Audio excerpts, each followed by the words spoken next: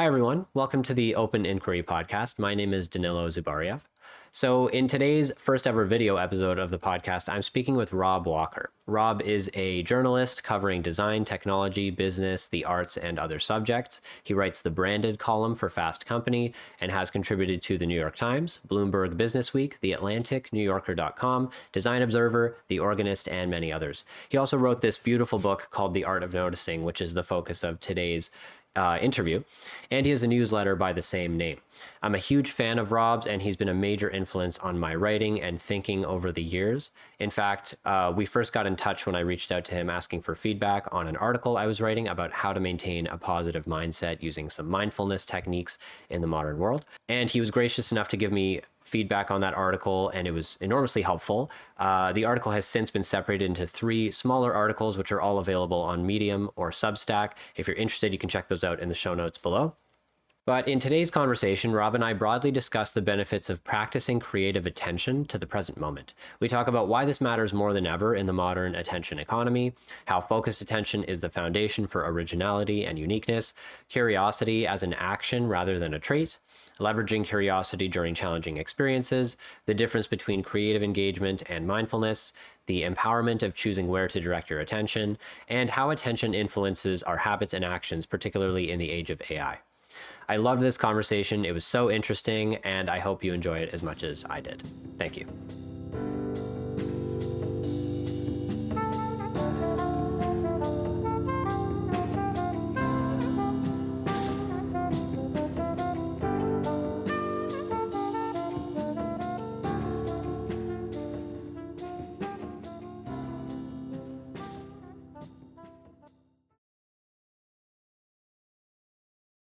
So thanks so much for joining me here, Rob. I really appreciate it. It's an honor to have you.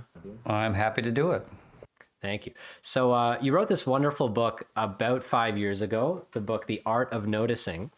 And you have an ongoing newsletter of the same title. And I wanted to spend some time here discussing your ideas because I think, well, first of all, they've had a really big impact on me. And I also think that they can provide some really unique benefits for readers that are sometimes harder to find in the self-help and psychology literature worlds. And I also think these benefits can be a bit counterintuitive. So I was hoping we could explore some of the psychological and philosophical foundations underneath noticing and the ideas in this book, talking about meaning and attention and personal values. But firstly, I wonder if you could describe your background a bit for listeners and how you came about writing this book. Sure. It's a good subject because I try to kind of revisit, like a lot of people, I guess, I kind of backed into this subject in some ways, and it's sort of refreshing sometimes to have a conversation about, well, why did I start doing this stuff? So the background is I'm a longtime journalist. I'm originally from Texas. I had a pretty straightforward magazine career in New York in the 90s, mostly working as an editor in a lot of the business publications, which is relevant to this because working in business publications, which is not something I'd set out to do, but something I ended up doing, kind of exposed me to the world of advertising, design, branding, and stuff like that, which became my principal subject as a writer starting in the early 2000s for Slate and then various other places. I had a column in the Times magazine for years called Consumed that was about consumer culture. So you can sort of see the evolving pieces there. And that stuff, I still write about branding for Fast Company. But that subject matter, marketing, branding, design, does involve a sort of exposure to the mechanics of what's now called the attention economy, which was not a term that I was really aware of 10 years ago when I was at the peak of writing about this stuff.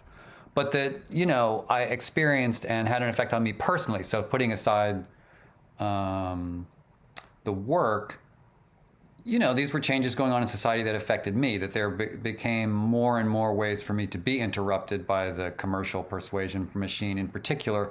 I'm no longer on that as my main beat, but it's what got me into, just for personal reasons. This is what I've been thinking about recently, is how much of this was just really, it wasn't me searching for new subject matter. It was me searching for help of, I'm very susceptible to being excited by new technology, and became slowly aware that there's an addictive quality to it. I mean, I know there's a big can of worms whether it's truly addictive or not. So let's just say I found some aspects of it to be addictive, and was interested in reclaiming my attention, as they say, and that led to a very straightforward sort of 10-item piece that I did on Medium, actually, called "How to Pay Attention," that related to the second strand that comes in there is that I had started teaching some in that time, not as a full-time thing, but as a part-time thing, at the Products of Design program at the School of Visual Arts. And I was teaching point of view. I still do teach point of view, which is a response to a world where your attention is constantly being pulled in some direction that someone else wants it to be pulled into. So how do you, and that by definition works against originality in your creativity, whether it's in design or writing or anything else. If you're, Sorry to interrupt, but I just wonder, for a bit of clarification on that point of view concept, like, is that referring to a philosophical component of like what is an individual's point of view, or is there something else? I would say it's a scaled down. It's like that would be the sort of starting point premise. I don't really address it in a classroom sense in a philosophical way, beyond saying kind of what I'm saying now, which is that if all you're doing is being conversant in what everyone else is talking about and what everyone else is thinking, and reacting to that, you're not going to have any original thoughts. You're purely reacting. You have no point of view. So it's very important. And it's very seductive, in the way that the information society is now organized, to be conversant in and fluent in what everyone else is talking about. Like, that's where the rewards are, is being able to get the reference that everyone else is making. And the way that it works that's most dangerous, on the flip side, this is where the part comes in of working with students, is I'm working with young people who feel like if they have an idea and no one else is really talking about it, they feel like it doesn't have any value. And it shouldn't be what they're spending their time and mental energy on. They should be spending it on something else. And my message to them is like, no, the stuff you're seeing and thinking about and paying attention to that no one else is paying attention to, that's what makes you you. That's what makes you an individual. And that's the core of your point of view. And you need to dive into that. Like, why do I pay attention to this thing that no one else seems to be paying attention to? And do I want others to pay attention? Is it a problem? Is it something that should be celebrated? Is it something that needs to be explained? And go from there. So that influence of teaching fed into it, and that's what led to wrap it up, because I realize I'm filibustering you here. That's what led to the book, and then to the newsletter. Yeah. No, that's so many interesting ideas there, and I think I first started thinking about this myself. I think I had not encountered your work in the Waking Up app at this point. I can't quite recall when it appeared there, which is when I first discovered it. But I had a course while I was teaching English, and I also wanted to incorporate mindfulness ideas, especially because this was in the closing years of COVID. 2021 was when I started teaching. And so I knew that a lot of students were struggling with mental health. And I knew that there is a power in attention in resolving certain kinds of negative emotions, which I think we can get into in a little bit. But then I interestingly also found myself teaching technological design, which was super strange, way out of my wheelhouse. I've never studied it whatsoever, but the school desperately needed someone to teach it. So I went in there and I decided eventually to make a lesson on curiosity that bounced off of the mindfulness stuff I'd made. And I realized when I made that lesson that curiosity was like a foundation for inspiration. So that was where I wanted to apply it in that class, because I wanted to make sure I wasn't deviating away from the curriculum too much with mindfulness stuff. So I wanted to point out to the students that if you can pause and ask questions about your environment, that's where you may find yourself inspired to think about design and and consider design elements of your environment and consider ways that you might wish for things to be designed. Yeah, that's great. Yeah, it was really interesting. But before we continue and go into some of these deeper questions, I think it would be useful if we provided some examples of these techniques that you have here. So I have the book right here, The Art of Noticing, 131 Ways to Spark Creativity, Find Inspiration, and Discover Joy in the Everyday. So there are 131 techniques here. I wonder if you have some typical examples we could provide quickly. I have one that comes to mind that I recently tried out with another waking up user I met with, actually. We met up and we decided to be curiosity collaborators, which was one of the things you suggested at the end of the series in the app. So we decided to do the one called creative noticing. We were at a park and we decided to look around as though we were taking pictures, but we didn't have cameras. And it was such a fun and interesting experience. We immediately realized there were parts of our environment that we simply did not understand and had no knowledge of, like objects next to buildings that we didn't recognize, or if we did, we really weren't sure what they were supposed to be doing there. And that's in such a simple environment, really just a park. So there's not that much around, and yet so many things to wonder about. And then we also, of course, started seeing some people and wondering about their stories and where they're coming from. Sure. Yeah, I wonder if you have a few examples we could provide as well, and then we can get into bigger questions. Well, a couple that I like. My answer to this question always flits around a lot, just depending on what I've been thinking about that day and during the day. And today, I happen to have a conversation with somebody about getting beyond the five, or trying to use all the five senses, which is. That's the one I recommended to my curiosity collaborator, because it's I think my favorite one in the Waking Up app. Though it's hard to pick a favorite, but I really like that one. It's an interesting. Well, there's a subset of sound related ideas in the book, and one that I think about a lot because I'm very sort of sound oriented, or I've become more sound oriented as a result of this stuff. Is the sound map. This is a good sort of project one that you can do. In the neighborhood that you live in, or in the neighborhood that you work in, or just the neighborhood that you visit a lot, or you can even do it in a place that you're visiting for the first time. And it's just what it sounds like. It's try to listen in a way that, like, where does that sound come from? Is that, in my case, I live near a river, so I hear boat horns. There's also traffic outside, of course. There are specific things that are around that if I were making a map of this neighborhood based just on sound, there's a drawbridge that is actually quite a ways away, but you can hear it when the weather is right. And so that would be point one on my map. And then on a more micro level, there's, I don't even know what this thing is. It's some kind of electrical box that's nailed to a telephone pole, but it bangs in the wind. So on windy days, when I'm walking the dog is one of these events. Not everyone has a dog, but I encourage you, if you have a dog, if you take nothing else from this conversation, don't spend your dog walk on your phone.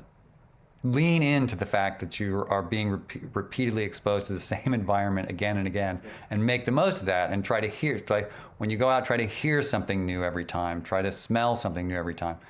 And so the guy who I got this idea from, Mark Wiedenbaum, teaches in San Francisco, and he has his students build digital maps, these in a very dense neighborhood in San Francisco, and has them write about or think about, why is this space quieter when this space is louder, and how does that relate to socioeconomic conditions and things like that. It can be a real window into understanding a physical environment that goes beyond, what we see, which is what we tend to lean on. So that would be another one that I would recommend. Yeah, that's a great one, especially considering different senses is such a useful thing to do. Because the visual sense seems to be this one that we kind of naturally prioritize, and then we can neglect some of the just brilliant auditory world that we can experience out there if we just look for it.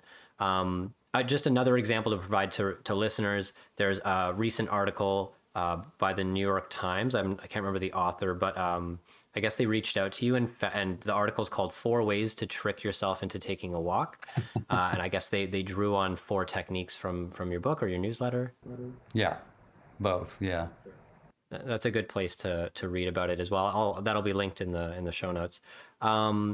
Is your newsletter constantly expanding on these techniques, or are you usually just engaging with certain techniques from in the book with your audience as a community? Some of each, because the walks one is a good example to focus on, because in the book, there's a thing about, I think I call it the single object scavenger hunt, which is looking out on all the walks you go on for one recurring thing. And I use the example of, I was obsessed for a long time with security cameras. And once you do that, it changes, it kind of flips around the way you view environments in general. But as I noted in the book, you could also do that with something as simple as color. And this is something that I wrote about in the newsletter. William Burroughs is the most famous example of someone who endorsed and wrote about the value of taking a color walk, meaning just focus on blue and let your eye follow itself to blueness around you and see what that makes you notice that you would have overlooked.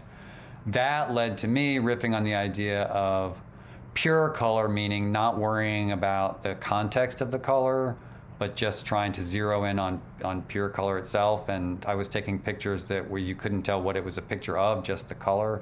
So there would be things like a portable, like a porta-can, but it was a beautiful blue, so the beautiful blue stood on its own. That led to contrast, which was looking what it sounds like. And then I'll do things on the newsletter where I'll throw one of these challenges out to readers in the chat and say, this month we're all taking pictures of contrast. And so let them define what that means in terms of 2 contrasting colors next to each other, or 2 contrasting textures, or almost anything. So it builds on itself. Okay, cool. Yeah, I love that. I love that it's constantly kind of naturally expanding, especially when you get other people contributing and talking about it together. Yeah. So getting into some of the deeper questions, I think one of the biggest ones to ask, and it's a natural one that a lot of people will wonder, is basically why even practice paying attention? It sounds obvious on one level, but then there are, it's also, once you're presented with the actual idea of doing it, I think a lot of people, we have a lot of natural instinctive resistances to doing something like that. And we find basically excuses for operating in our default mode. But I've received huge benefit from these creative and fun approaches to engaging with otherwise maybe ordinary experiences. And I want to try to channel my high school students as best I can here, particularly the ones who are spending a lot of hours on their phone, because they sometimes are the most caught up in the world of distractions. So I'm going to try to present some different things they might say in response. And I think one of the ones I've heard before is something like, I'm already engaging with life. You just don't get it. So a lot of them might say something like they're already engaging in life, and it's their version of it is just a more modernized version. And older generations, including myself at this point, I already find myself saying things like back in my day to my students. But a lot of them think genuinely that scrolling social media and playing phone games and texting with their friends is deeply valuable and fun. It has a rich social element to it. It's exciting. It's super duper stimulating. And they think maybe that the older generation just doesn't realize that this is the speed of the modern world, and this is just how we entertain ourselves now and be engaged in life. It's no longer playing board games or I Spy, but it's using this piece of technology. Do you have a response to that kind of stream of thought? I haven't had the exact conversation that you're describing, but I understand it. And I'm sympathetic to it. And it kind of relates to what I was saying earlier about what I tell my students. What I would add is that so the core argument is it's important to notice things and pay attention to things that not everyone else is paying attention to. It's part of being an individual. It's also part of innovation and creativity and invention and having new ideas, is that there's no way you're going to have a new idea if all you know is what everyone else already knows. And that has very practical benefits that we can get into, but, you know, whether you're pursuing being an artist or an inventor or an entrepreneur or whatever, a lot of those things depend on noticing. All of those creation stories come down to noticing something that everyone else overlooked at the end of the day. Whether it was a problem, a solution, a thing that needed to be celebrated, or whatever. What a younger person might not understand is how much that's always been a challenge, you know? Like, there's something timeless about this challenge. But what younger people may not understand is how much the information architecture that they are exposed to and that they associate with modernity is organized around someone else directing their attention. And directing their attention based on they meaning the people controlling the information. TikTok's algorithm serves TikTok. It doesn't serve you. It may give you things that you enjoy seeing, but you're only seeing them because it's beneficial to TikTok for you to enjoy them. So ultimately, if you want to be an individual and exercise free will, you have to have a place in your life that isn't that. Now, would a kid buy that? I don't know. You know, I don't know. I don't know. You're the expert. You would be the expert on what actual teenagers would say in response to that. But that's what I say to my students who are a little bit older. And, you know, I see it they're on a very practical level. The students that I'm dealing with are preparing to go out into the job market. And I tell them truthfully that being an individual and having something to say that everyone else isn't saying is a competitive advantage. If you just go in there and and this is going to become more true in an AI-driven world where, you know, it's being driven towards sameness and optimization and, frankly, mediocrity in thinking. Because if all you're doing is synthesizing prior thought, there's not going to be any originality in there, and you're not going to stand out. I think that having a point of view and being the one who they remember when you leave the room is a very practical advantage. I will add briefly that I also think it's just a better way to live. It's better for your soul. You'll feel better, etc. But when I'm dealing with students, I minimize that in favor of the more practical stuff. Yeah, I think the latter point you're making there is probably the most confusing one to me. And I find it very inscrutable. I've tried, because now that I think I've practiced this stuff quite a bit, I really do think I feel the difference between when I'm distracted and disengaged with the present moment and engaged. And it feels so enriching and like healthy to the soul, really. But I don't have a good explanation beyond just saying those words. And that feels insufficient, unfortunately. But I do really appreciate the first thing you said there, which is that, yeah, I mean, it's the being an original and creative and having your own original thoughts and interpretations of life. It really starts with paying attention and not just being drawn by these other distractions.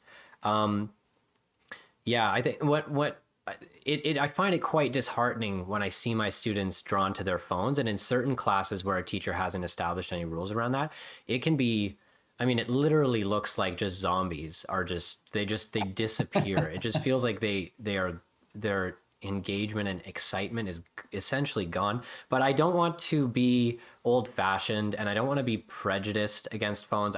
And so I want to be able to respond to the hardest, questions about why maybe a phone is a problem in some way. And another question that could occur to me that I think I might hear a student say with regard to ideas like these ones in this book, where you're really exercising and practicing a creative engagement with life. I think some of them might say, isn't this a bit over the top or extra, as some of the kids say these days? They might say that, yeah, I know my attention is being battled for, and I'm trying to gain some control over it. I'm, trying to ignore social media, putting limits on my phone. But isn't it like, why would I go so far as to do extreme activities like scavenger hunts? It just seems kind of unnecessarily over the top. How might you respond to something like that? Yeah, I mean, I think that I'm sympathetic to that, and I don't think that I'm calling for I try not to spend too much time, and I know we have to talk about it here, but I try not to spend too much time being, anti-technology, like throw your phone in the river and become a monk and things like that. I do think that that is extra. I think it's about, and I think that the way that I would probably approach it is more about balance. And I guess that if I were in that situation, I would challenge the person who was challenging me to say, okay, you just take an audit of the next 24 hours or the next 7 days of how much time you're spending, of how much your attention is directed by you and how much it's directed by someone else. And see if you feel comfortable with the balance. And if you don't feel comfortable with the balance, then maybe take a walk without looking at your phone, and see how that affects you. I see it less as like, this gets into a whole other thing, but I see it less as like an addiction problem in the pure sense of addiction. Like you got to get off this stuff and you got to be sober, etc. And more like a diet issue where it's like, why don't you try having a little more fruit? You say you don't have to become a vegan, but try eating fruit twice a week more than you do now. And maybe that will, and you see for yourself, and maybe that helps get into the thing that you were talking about earlier that I suffer from also, which is I don't have a great empirical case to make about how it makes me feel better. I can only tell you it makes me feel better. And the only way you'll ever be able to test that, you, the skeptic questioning me now, is to try. And, you tell me. And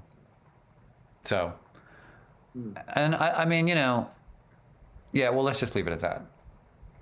I have some thoughts on why it might feel better, but it's tricky to explain. But one thing that's occurred to me recently, and part of I think my favorite thing about your book and your newsletter is that it feels like it's very like non-egoic. I know that's kind of a weird way to describe it, or maybe more like it's very humble and kind of rejects certain assumptions that we kind of operate on, I think. And I can think of two particular assumptions that I think we subconsciously can subconsciously guide our decision making and lead to dismissal of the present moment. The first assumption, I think, is that life is not limited. I think we tend to move through life pretending like we're not going to die, certainly not anytime soon. But the truth is we could die any day. And then on top of that, there's this assumption that certain experiences are just not worth experiencing fully. Like that dog walk, for example. It's like, oh, I've already seen this a million times. So it's just boring and repetitive. I might as well use that time to do some work or prepare for something later or replay a past experience that was unpleasant and recapitulate why it didn't go well or nervously anticipate something that's coming up and think about how it might not go well, things like that. But it seems like your book recognizes that those are falsehoods that we often just operate on. And I really like that the book rejects those, or it feels like it outright, it tells you, don't allow yourself to assume these things.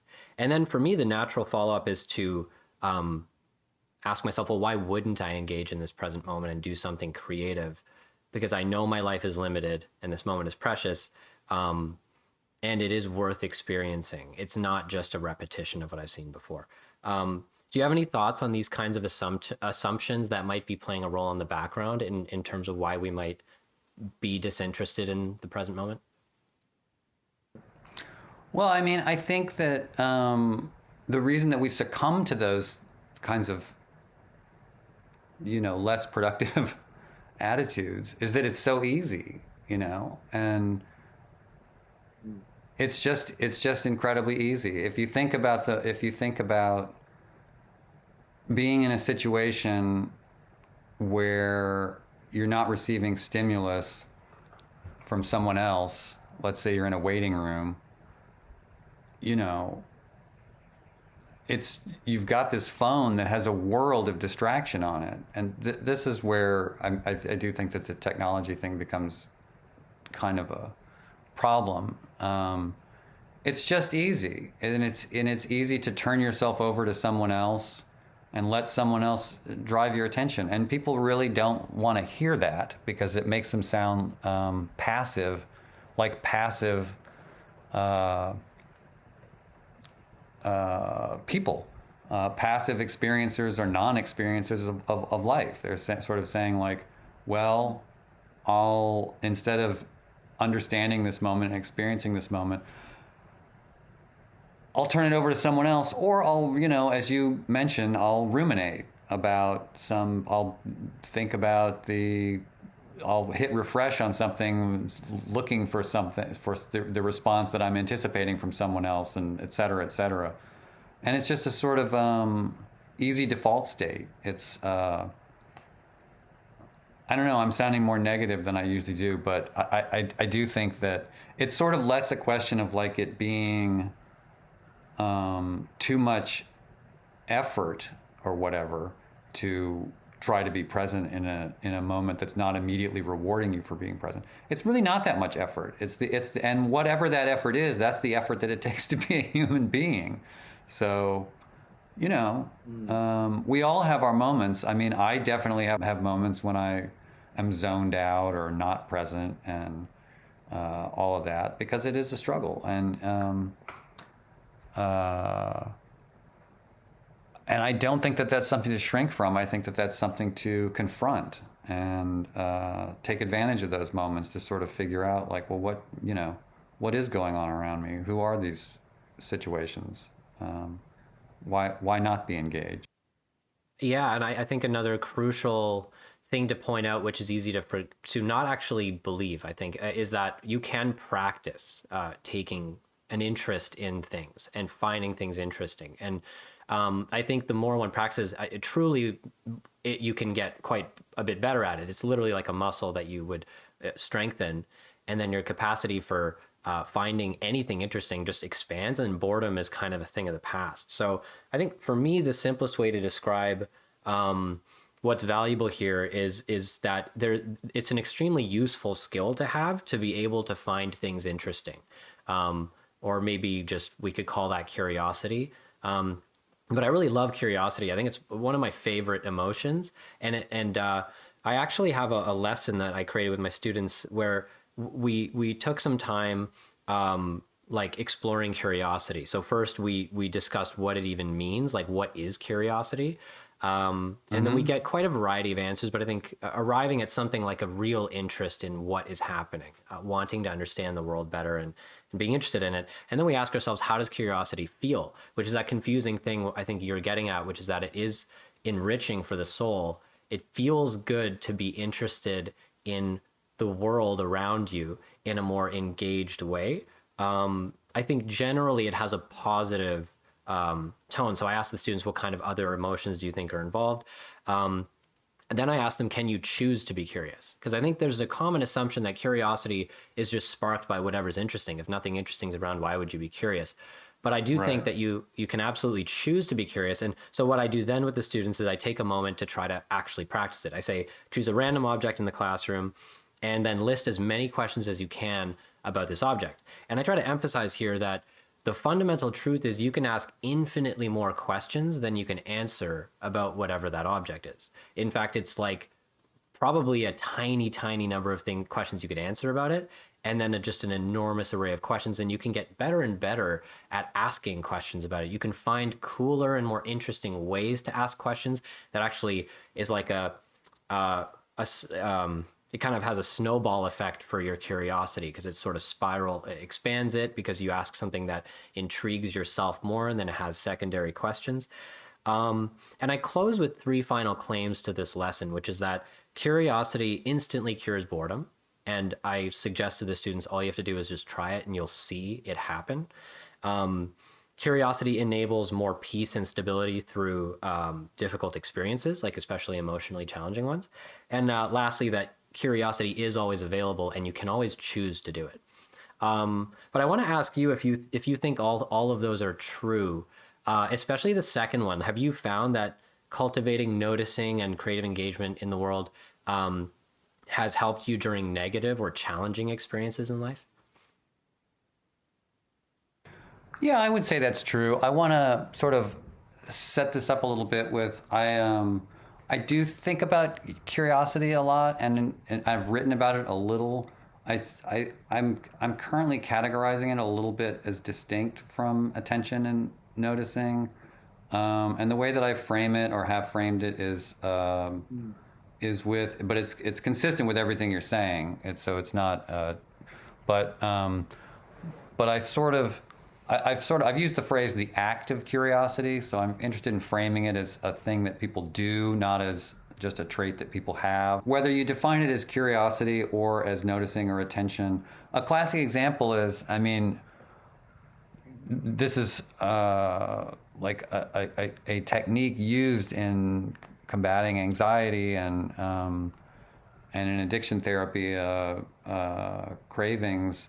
It's called the 5-4-3-2-1 exercise. It's very basic, and I think you were alluding to it earlier, which is just stop, be in the moment, identify 5 things you can see, 4 things you can hear through the, and if you walk through that process, it's not just me. I think that there's actually research that helps people reduce addiction cravings, as an example. That's an extreme example, but I think that it translates back to, if you can be in a situation where you're just annoyed that you're waiting in a long line for the subway or something like that, and you can step back, be present in the moment, be curious about the things around you, treat this situation like something that's happening rather than something that's happening in general, not something that's happening to you as a victim of some sort that you need to feel like you're on a cross about it.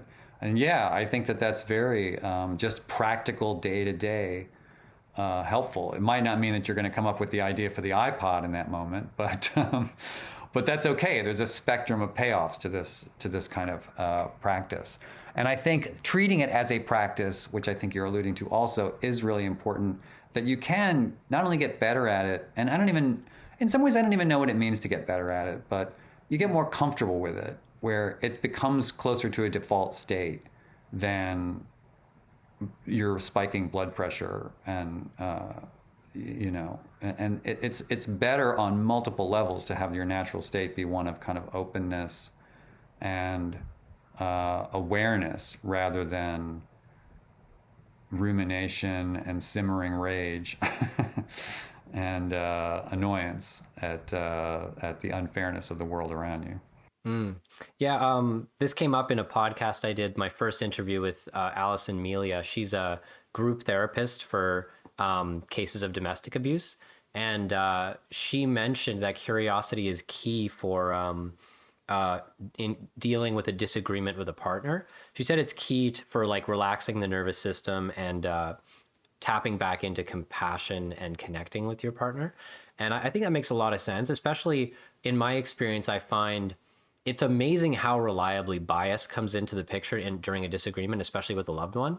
And if I can just pause and genuinely be curious, like what is going on in my partner's experience right now, or what brought them to this place of disagreement, bias is out the window because I just want to understand the world. And so it doesn't really matter what is bothering me, for at least while I'm curious.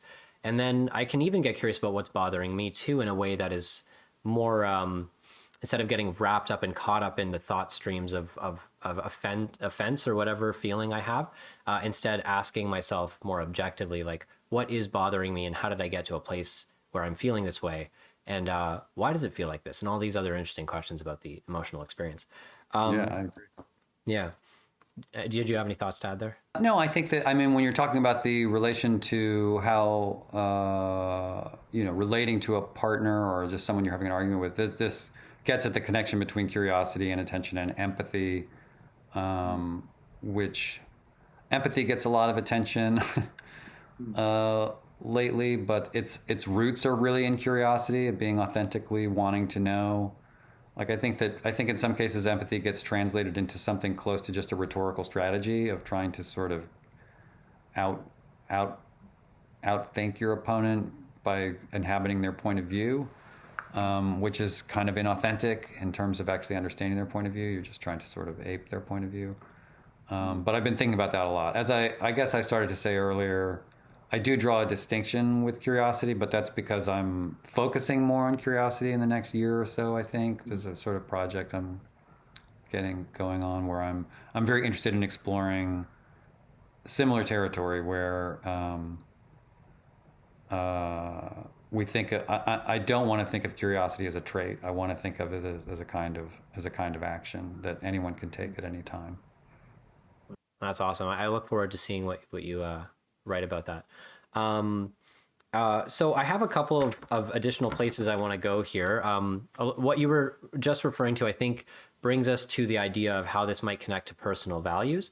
But I also was hoping we could take a moment to talk about how this might or might not overlap with mindfulness. As you know, I discovered your content through the Waking Up app, which is a meditation app for listeners who don't know about it, that I definitely recommend. And Rob's series in the app is really awesome. And I think, if memory serves, it was one of the most popular series of 2024, based on their year in review. Pretty sure. And it's really lovely and interesting, and so many great ideas are in there. But what occurred to me as I was listening through it is I noticed this confusing overlap or possible overlap between mindfulness and like creative engagement with the present moment. So I'm wondering, have you spent any time practicing meditation or studying mindfulness? Well, so prior to my own exposure to the Waking Up app, I would say not really, but and I did not. They were nice enough to approach me about it. I don't really know how they were familiar with the work. I was not familiar with. I had a broad understanding of mindfulness, and I had read about it, but I was not any kind of practitioner. So I wasn't conversant in the app. I do now use the app, and I've become quite interested in. So I would describe it as a half-assed practice that I attempt to, and part of it is that I did not, as I've just made clear, I did not have mindfulness in mind when I was writing that book or writing the newsletter. And I became aware through the work with them and the response to it that there was some conflict between some of what I was saying and some of what, like, creative engagement, people would point out to me, was like, well, that's not really being present. You're sort of making things up about the world around. You're not really engaging. And I think that that's a fair critique, but it's, I'm trying to do what I'm trying to do. I have my own approach and my own goals, and I don't criticize anyone for doing it. I think that if anything, I'm probably bringing people into that world who become more interested in like pursuing pure mindfulness meditation practices. And I don't think that they're particularly contradictory. I think you can sort of do both. And it has made me very interested in what is it, to turn the tables on myself, to try to examine why I see imagination and creative looking as, legitimate components of engaging with the world. And I don't have a clean, easy answer to that, but I do. I think that you can actually sort of learn from your environment by imagining things about it. And I just wrote about an example, quasi-example. I'm going to forget her name, but there's a woman who is a Zen master who has written about food. And part of her practice, or one of her suggested practices, is to, as you eat, to imagine the full chain of people and systems and animals and plants that went into, making it possible for you to put this morsel of food in your mouth. I think that's an expansive use of imagination that actually, lightens or brightens a picture of the world rather than obscures it. So that's what I'm trying to explore, and it's only due to taking the flyer of working with those people are terrific, by the way, the Waking Up people, and they didn't put any restrictions on me or whatever. They didn't say I had to follow some sort of specific line. I think that they are looking in an expansive way, and being exposed to that audience has had, I've tried to be open to it myself, and as for my actual mindfulness practice, I'm trying a little bit every day. Well, I definitely see some overlap between the two, and I think it's very interesting to consider. In fact, for me, I think there's kind of a reverse direction that's happened for me where being more mindful has made me more motivated to engage with life more creatively. I actually find it's a very sensible follow up, and I have a really specific example that occurred to me a little while back, a few years ago. I can't remember if I'd encountered your work yet. I don't think I had, but I was on a walk from the grocery store to my house, and I went on this walk all the time. Like basically every day after work, I'd walk to the grocery store, grab a few things, and walk back. And it's very similar to the dog walk you mentioned earlier, in that in a flash, I realized that my instinct was to wait this walk out. Like genuinely, my mind went to a place where it's like, oh God, it's the same walk again. And it was like almost an existential dread that just came over me of like, not this again. And I was like, okay, well, don't worry, we'll be home soon. Just wait it out. And like, it's such a sad and strange state of affairs that our mind will go to a place like this. And but I in that moment I realized, hang on, this is not the same walk at all. This is not even close to the same walk. And every time, I mean, it's close in some sense, but like there's so many different things. Like that, I probably haven't looked at this building with this angle of light on it before. That's right. Different people around, different cars around. And it required mindfulness, I think, to notice this basic fact, which is that I'm never repeating an experience. And it's just a strange misconception that we or many of us subconsciously fall into, which is this is the same thing. So might as well do it the same way, think about the same things, and then get out of here. So I decided on all of those walks that I would intentionally remain present.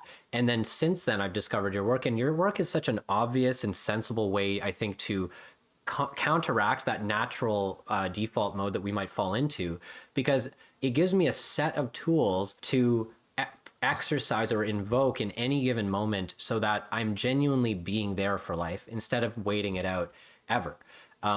Because every moment is precious and special and its own thing. It's not actually ever a repetition of anything. And so I'm kind of essentially just getting more life out of life if I can take that moment and be there for it.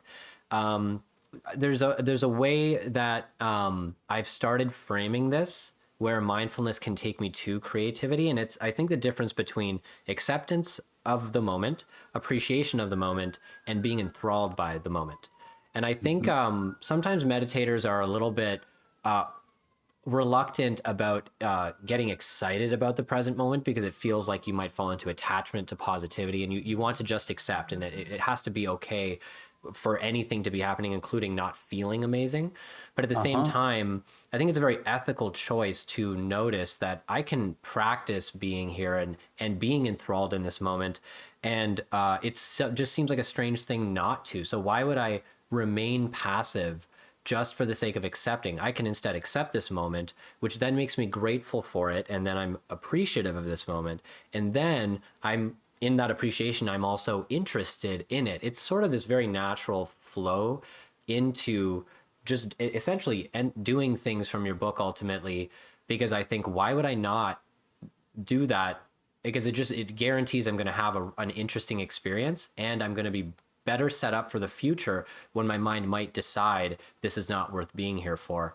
I think my mind will more likely think what's cool and what's special here, because it's not going to be here forever. In fact, it's guaranteed to go away, and that's just another hour of life. Anyways, I said a lot there, but I wonder if you have any thoughts on. Yeah, I think so. I'm not really qualified to address this directly, because I'm very sympathetic. I'm basically in a very similar place to you in terms of the bumping up against the why shouldn't I be excited about this, etc.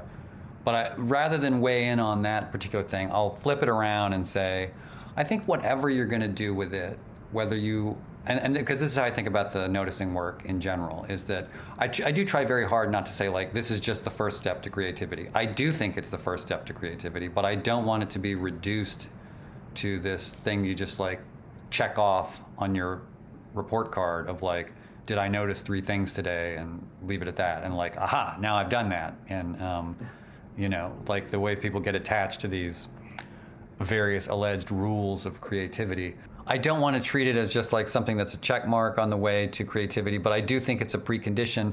Not necessarily, like it could lead you in the direction that you're going in of, creativity, wonder, whatever. It could just be a state of being. I'm very careful in the way that I try to approach the subject to not force people to, okay, now you've noticed this, what can you draw? What can you write? What can you photograph? In fact, I regularly, one of the things in the book is take a photo walk without taking photos. Like, don't worry about the artifacts that you're going to create and produce and share and fall into that mindset of like, this is just a means to an end. It is an end, and I think that that's really important. And I think that that's important whatever direction that you go in. So you could go in the more pure mindfulness direction and not want to get it, but you could go in the more creative direction and have it be your epiphany that leads to this thing that you bring into the world. I think that that's fine. But I don't think that there's any other option, really. I think that if you don't, I do think that without that first step of being truly engaged, aware, paying attention to things that you want to pay attention to and not what society is telling you to pay attention to, I don't think you're going to get anywhere. I don't think that it's possible. Yeah, I think there's a useful heuristic here that comes to mind. A couple things come to mind for me. One of them is that I had a lesson that I recently made with my students that expands off the curiosity one, and it's called "Where is Beauty?" And I had the students I put two images on the screen, and then they're supposed to be kind of contradictory images on some level. Initially just art pieces, but then gradually expanding just images of things. And I asked them, which one do you prefer? And I have them explore why they have an immediate instinctive preference for one, but then I have them gradually start to consider what is it that the other students are liking about this other one.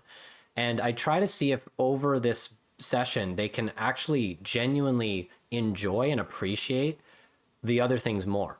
And I think the conclusion of the lesson really is the answer, which is that beauty is anywhere you choose to look for it. I think ultimately, and there's something about beauty there that is, that word beauty is a bit unclear as well, but there's something exciting and joyful about seeing beauty. And that's just already like intrinsically feels good, but in a way that's like wholesome and healthy and not indulgent. It's just like a positive sense of witnessing life before it goes away. Also, a heuristic I recently started exploring is using the question, okay, how would I spend a day off, like let's say I'm not working, if I could find literally anything deeply interesting? And I think once we have that assumption, we might realize that the way we approach day-to-day life is completely different, because it's already accepted as a given that anything can be interesting. So then what would I use my time for? And I think a lot of the answers end up being creative activities, social connection. And I think this brings me to the last thing I wanted to ask you about, which is the connection to personal values that arises in this book. In fact, I noticed that I think there's a second version of your book that you published that the subtitle is Rediscover What Really Matters to You. Is that correct? It's the British edition. I see.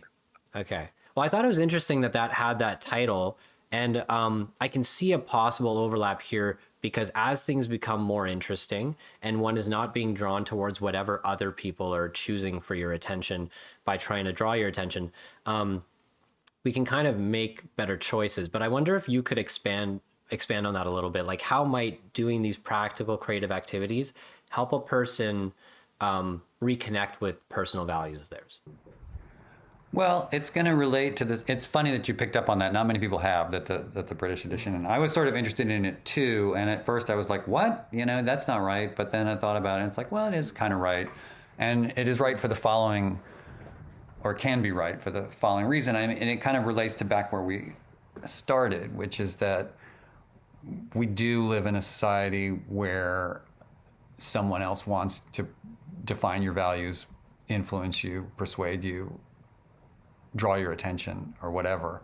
That draws you away from, it's one of the oldest stories of humanity, modern humanity, is, people sort of saying, well, when I was a kid, I was interested in these things, and, I drew or I wrote or I played this stuff, and that fell away as I had to do this other stuff to be an adult. And it's sort of the very definition of growing up seems to involve leaving behind a more engaged worldview and a more optimistic worldview, right?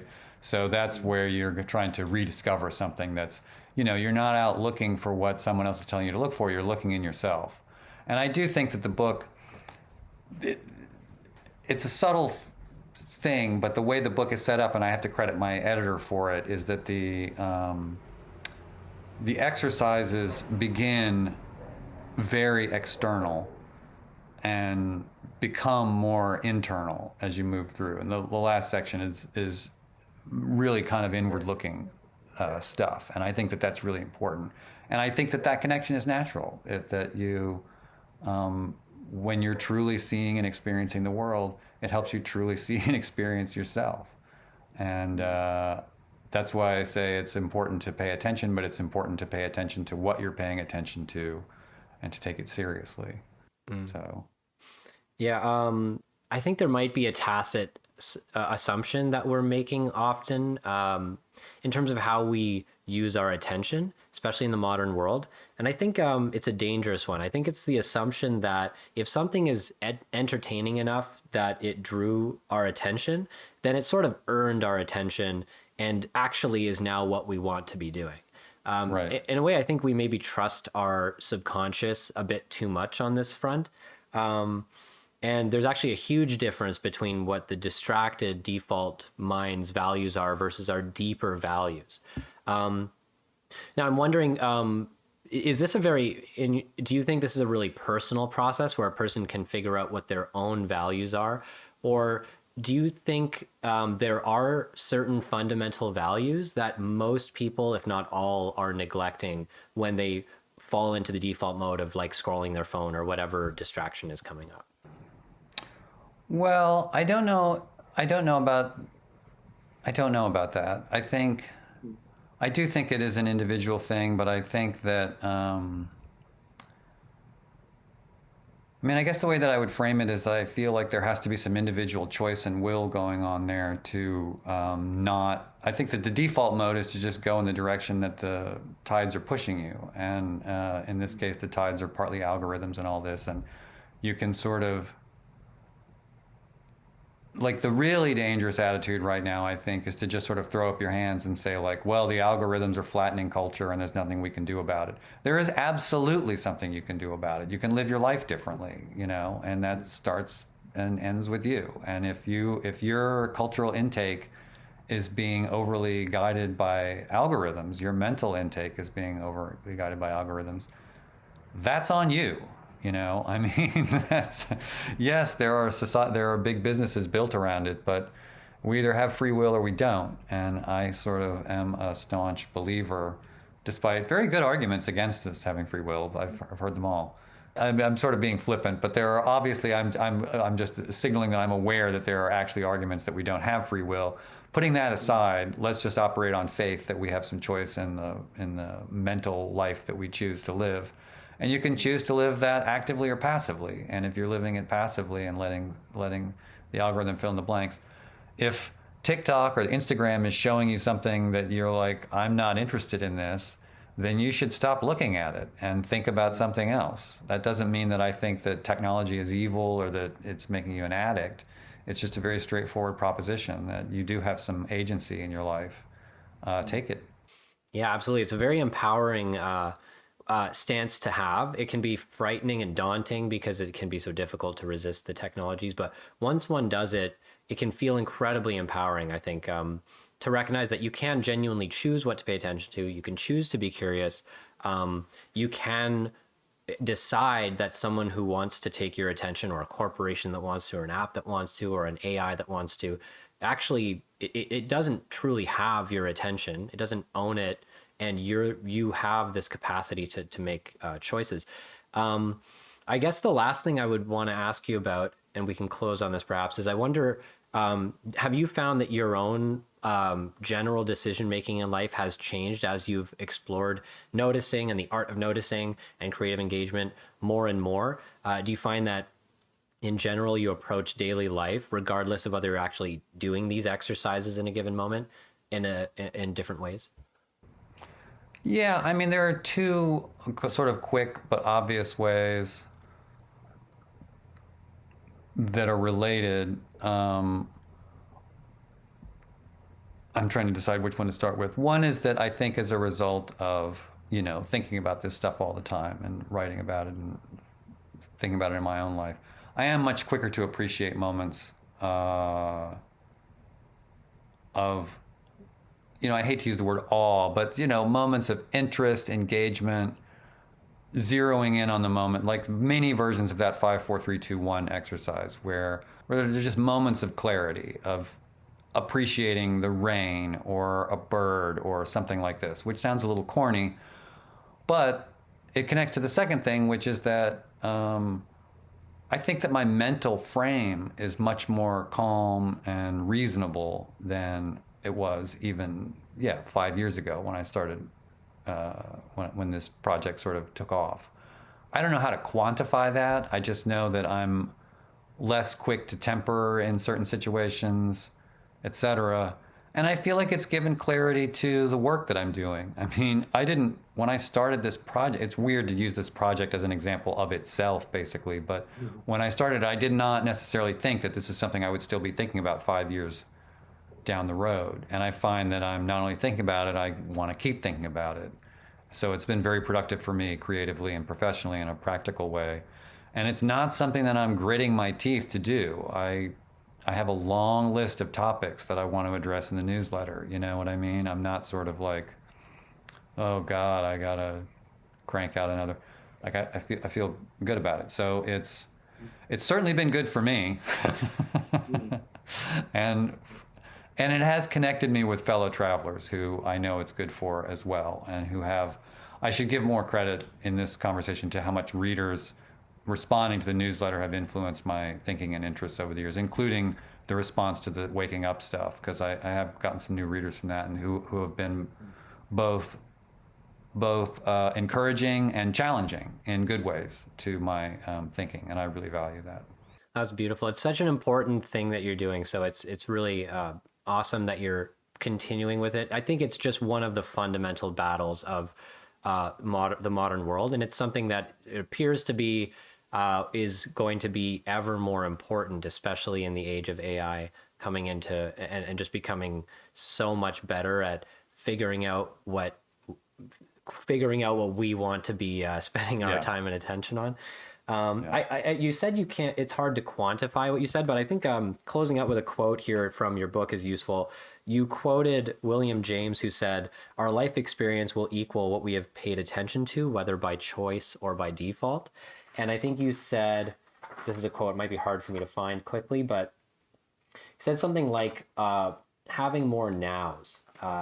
So increasing the number of nows, increasing the number of moments where we're really here and witnessing. For me, that is a quantifiable thing. And I think doing exercises like this and looking at your newsletter and practicing meditation and other things like that is so important right now, so that we are not using up our life with ultimately very few nows and mostly just wandering into whatever our phone probably is telling us is what we want to see next. So anyways, thanks so much for the work you're doing. I wonder if you, maybe just to close out here, you could describe where people could start exploring your work and practicing noticing and stuff. Sure. The easy place is the newsletter, which is on Substack, and it's robwalker.substack.com. My personal site is robwalker.net if you want to read about the past books and projects and keep up with the Fast Company stuff.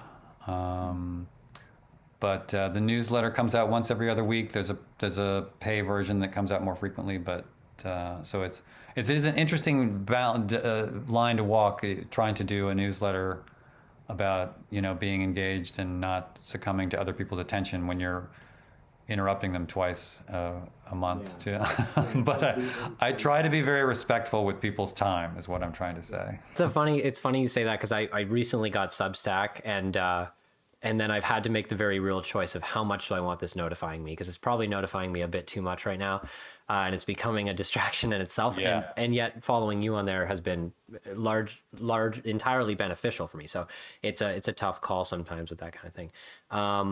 But yeah, I recommend the newsletter to anybody. Is that only on Substack, or are there other apps that one can see it on? Well, it's an email set up, so you can just put your email in, and you don't have to register at Substack or anything like that. Okay. I think for the pay version you might have to, but I don't know. But if you don't want to get the pay one, don't. Well, thanks so much for taking the time with me. I look forward to seeing what you're going to be working on going forward. Thanks again. I really appreciate it. This is a really interesting conversation. It's been a blast. It's a great conversation, and I wish I was taking your classes so that I could get these exercises. You've got some good stuff going on. Yeah, well, maybe I'll reach out to you because I'm constantly trying to evolve and expand these lessons, and so there's so many more places I want to take it, and I have a lot of interesting ideas. So maybe I'll reach out and see what you think of some of my ideas. Awesome. Anytime. Yeah, thanks so much. Okay. All right, awesome. Have a good All one. right. Have a good weekend. Yeah, you too. You too. Thank you. Thanks. Bye now. Bye.